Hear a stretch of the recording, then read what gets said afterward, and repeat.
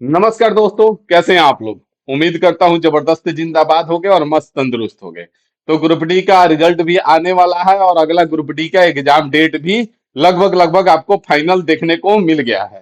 तो आइए एक एक चीज के बारे में बात करेंगे, साथ ही इस बारे में भी बात करेंगे कि अगर आपने ग्रुप डी का फॉर्म डाला है और अभी तक आप कुछ नहीं किए हैं तो कहाँ पे समय दे, किसको कितना समय दे कि आप इस 2 महीने में इतने कम समय में रिजल्ट तक पहुंच जाएं।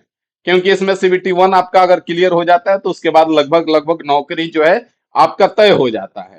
तो एक एक चीज के बारे में बात करेंगे, वीडियो में आखिरी तक बने रहिएगा। बाकी अगर चैनल पे नए होंगे तो चैनल को सब्सक्राइब जरूर कीजिएगा।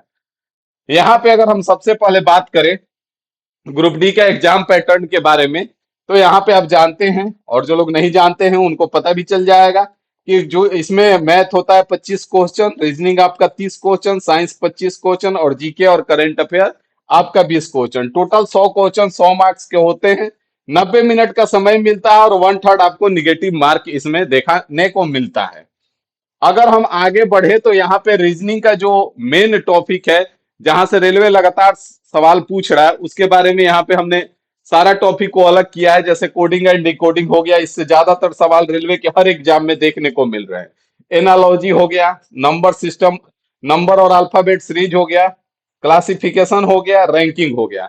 देख पाएंगे यहाँ पे अगर हम 4 और 3 7 और 5 12 और 3 15 और 2 17, मात्र 5 टॉपिक से आपको 15 15 सवाल, 17 17 सवाल देखने को मिल रहे हैं।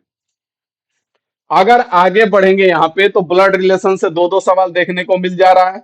मैथमेटिकल ऑपरेशन का भी 2 3 सवाल देखने को मिल रहा है, डायरेक्शन का, सीटिंग अरेंजमेंट का और पजल का। यहीं से लगभग लगभग 25 सवाल के आसपास आपका बन जा रहा है मात्र 10 टॉपिक में। तो अगर अभी तक आप कुछ नहीं पढ़े तो सबसे पहले इस 10 टॉपिक को कंप्लीट कीजिए। इसके बाद समय बचता है तो उसके बाद इन सब टॉपिक पे आप आइएगा जहां से बहुत कम क्वेश्चन देखने को मिलते हैं। जैसे सिलोजिज्म हो गया, डाटा सिफिशियंसी हो गया, कैलेंडर का कहीं एक सवाल, कहीं एक भी सवाल नहीं देखने को मिल रहा है, वेन डायग्राम हो गया, वैसे ही डाइस हो गया और नॉन वर्बल हो गया। इनसे बहुत कम सवाल देखने को मिल रहा है। कभी कभी तो ऐसा भी हो रहा है कि एक भी सवाल नहीं देखने को मिल रहा है। यहाँ पे आगे बढ़ेंगे तो हम मैथ के बारे में अगर बात करें तो मैथ में भी आप वही सेम सिनेरियो देखेंगे। मैथ का तो हमने पूरा का पूरा 101 शिफ्ट का सारा क्वेश्चन अलग कर लिया है टाइप वाइज। यहाँ पे आप देखेंगे नंबर सिस्टम से, सिंप्लीफिकेशन से सबसे ज्यादा सवाल आपका percentage, profit and loss, discount, इससे देखने को मिल रहा है। ये हमने मार्क क्यों किया है अभी आपको पता चलेगा। एलसीएम एचसीएफ से भी एक एक सवाल कहीं कहीं देखने को मिल जा रहे हैं। रेशियो से दो दो तीन तीन सवाल देखने को मिले हैं, क्योंकि लगभग लगभग रेशियो का 300 सवाल निकल के आया है। एवरेज का लगभग एक सवाल, एसआई सीआई का, किसी में एसआई का एक सवाल, किसी में सीआई का एक सवाल। पार्टनरशिप का कहीं देखने को मिल रहा है, कहीं नहीं देखने को मिल रहा है। टाइम एंड वर्क का 1 से 2 सवाल आपको हर शिफ्ट में देखने को मिल रहे हैं। पाइप सस्टेंट का एक सवाल फिक्स लगभग देखने को मिला है। स्पीड एंड डिस्टेंस का आपका हर शिफ्ट में लगभग 2 सवाल देखने को मिला है। मेंसुरेशन से भी आपको हर शिफ्ट में 2 सवाल देखने को मिल जाएंगे। त्रिकोणमिति से कहीं कहीं 0 से 1 सवाल देखने को मिल रहे हैं। हाइट एंड डिस्टेंस का भी सेम सिनेरियो है। मतलब अगर दोनों को हम मिला ले तो एक सवाल मान लीजिए कि हर शिफ्ट में देखने को मिल रहा है। अब यहां से आगे बढ़ेंगे तो स्टैटिक्स का एक सवाल, अलजबरा का भी वही सिनेरियो है, कहीं देखने को मिल रहा है, कहीं नहीं देखने को मिला। ज्योमेट्री और कोऑर्डिनेट दोनों को अगर मिला ले तो लगभग लगभग एक सवाल आपको हर शिफ्ट में देखने को मिलेगा। तो अगर आप मैथ में अभी तक आपने कुछ नहीं किया है, मान लेते हैं कि मैथ में अभी तक आपने कुछ नहीं किया है, जीरो पे हैं, तो मैथ के लिए टेंशन मत लीजिए। सैटरडे को हम आपका जो मेन टॉपिक है, जो मेन टॉपिक है, इसमें से 5 टॉपिक हमने साइड किया है, यहाँ पे हमने लिख के रखा है। 5 topic, percentage, profit and loss, discount, simple interest, compound interest, इसमें 100% कंप्लीट करेंगे सैटरडे को। जिसमें आपका कॉन्सेप्ट होगा, प्लस प्रैक्टिस होगा, और साथ ही साथ आपको हर टाइप के सवाल, 1 2 सवाल हम कराएंगे, और साथ ही साथ हर टाइप का सवाल जो 2 4 5 सवाल होंगे वो सब आपको दे दिए जाएंगे। तो सैटरडे को मैराथन देखने को मिलेगा। 10 11 बजे का समय रहेगा लगभग। सब फ्राइडे को आपका टाइम सेट हो जाएगा, फ्राइडे को आप देख लेंगे।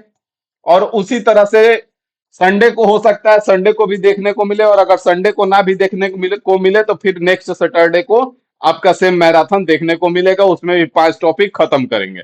मतलब 2 से 3 सप्ताह में लगभग लगभग आपका मेन सारा टॉपिक खत्म हो जाएगा। बात समझ में आ गया?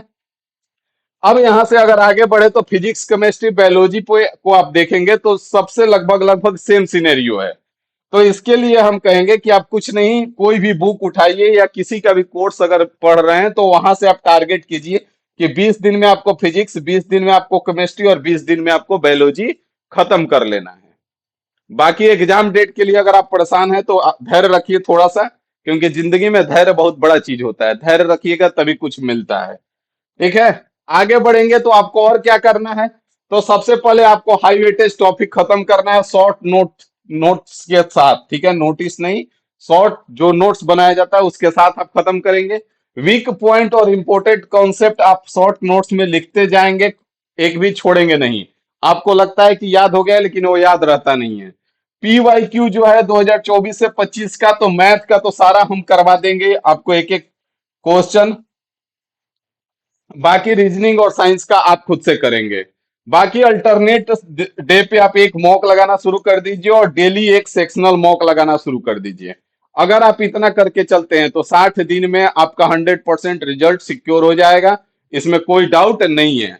अगर सेफ स्कोर का बात करें तो आप 75 टारगेट करके चलेंगे कि 75 मार्क्स आपका आ जाए, आप किसी भी जोन से हो कोई दिक्कत नहीं होगा। यहां से अगर हम आगे बढ़े तो अब आपको बता दें कि एग्जाम डेट आपका क्या होने वाला है। तो एग्जाम डेट जो है आपका 3 अगस्त से लेकर के 21 अगस्त तक आपका एग्जाम डेट होने वाला है। तो मान के चलिए कि आपका अगस्त में एग्जाम होने वाला है। अभी आपके पास जून और जुलाई 2 महीना मात्र गिन के पूरा पूरा बचा हुआ है। तो हम कहेंगे कि लग जाइए, 2 महीना बहुत है। अगर आप ढंग से लगते हैं तो ग्रुप डी का रिजल्ट लाना कोई बड़ा चीज नहीं है, आसानी से आ जाएगा। ठीक है। तो मिलते हैं सैटरडे को, तैयार रहिएगा कमेंट करके, और अगर आपका कोई टॉपिक इंक्लूड करना हो तो भी कमेंट करके बता दीजिएगा। बाकी अभी के लिए इतना ही रखेंगे। Thank you.